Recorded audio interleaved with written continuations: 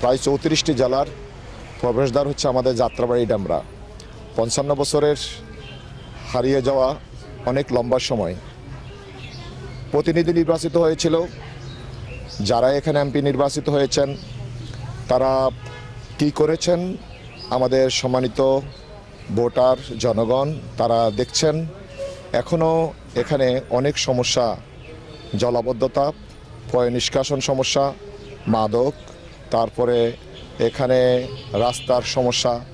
এখানে একটা হসপিটাল নেই, আমাদের জেনারেল একটা হসপিটাল দরকার।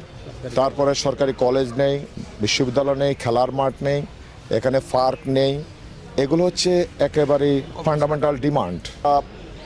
আশাবাদী আমাদের যেই ডিমান্ড সেটা হচ্ছে free, fair and credible election, এবং আমরা মনে করি 12 ফেব্রুয়ারি বাংলাদেশ একটি সুন্দর নির্বাচন উপহার দিবেন বর্তমান নির্বাচন কমিশন।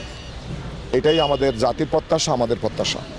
সবকিছু ঠিকঠাক থাকলে নির্বাচনে জয়ের বিষয়ে আপনার আশাবাদী? নির্বাচনের জয় আমি তো 100% আশাবাদী, কারণ আমি যেই রেসপন্স পাচ্ছি, জনগণ উৎফুল্ল, জনগণ দাঁড়িপাল্লার পক্ষে এবং ন্যায়ের পক্ষে জুলাই স্পিরিটকে ধারণ করে পুরো জাতি আজকে ঐক্যবদ্ধ। আমরা খুবই কনফিডেন্ট এবং আমরা ইনশাল্লাহ আমরা আশাবাদী আমরা জয় লাভ করব ইনশাল্লাহ।